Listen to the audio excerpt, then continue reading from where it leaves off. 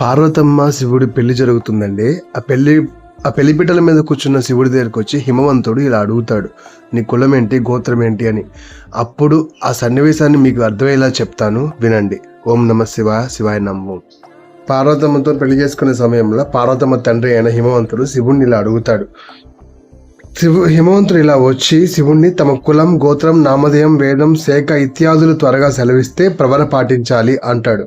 శివుడు మౌనం వహించాడు. ఆ మౌనం బయటపడకుండా నారదుడు అదే పనిగా వీట మెడటం ఆరంభించాడు. ఎవరు చెప్పినా వీణ ఆపలేదు. చివరికి హిమవంతుడి బలవంతం చేసి ఆపించాడు. అప్పుడు నారదుడు నవ్వుతూ, బ్రహ్మ విష్ణువులకి అంతుపట్టిన రుద్రుడి కులగోత్రాలు అడుగుతున్నావేమిటి బండలగండ? ఏ రుద్రుడికి ఒకరోజు గడిస్తే కోటి బ్రహ్మలు గతించిపోతాయో అటువంటి శివుడికి ప్రవర చెబుతావా? మంచు కొండలేడా? ఎవడు పరబ్రహ్మమో, ఎవడు నిర్గుణుడో, ఎవడు నిరాకరుడో, ఎవడు ప్రకృతికి అతీతుడో, ఎవరు నిర్వాకారుడో, పరత్పరుడో, సమానాధికారి వర్జితుడో, చివరికి నువ్వు నేను అయి ఉన్నాడో వాడే శివుడు.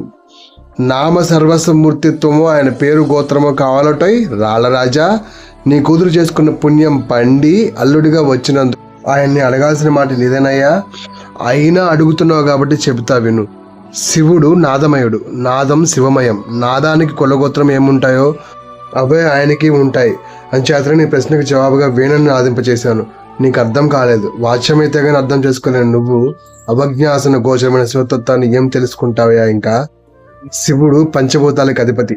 నీరు, నిప్పు, గాలి, ఆకాశం, భూమి అన్నీ శివుడిలోనే నిక్షిప్తమై ఉంటాయి. వాటన్నిటికీ కూడా శివుడే తండ్రి.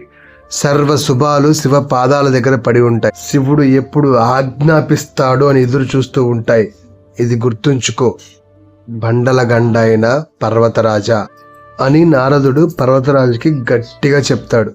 సో దీన్ని బట్టి మనం మొక్కే శివుడికి ఏ గోత్రం, ఏ కులం, మతం లేనప్పుడు మనకి ఎందుకండి? అందరూ ఒకటే కదా, అంతా ఒకటే కదా.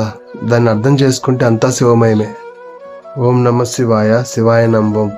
ఊపిరుంటే శివం, ఊపిరి పోతే శివం. ఊపిరి ఉంటే నమ శివాయ అంట, ఊపిరి పోతే శివుల్లో కలిసి ఉంటా, అంతే.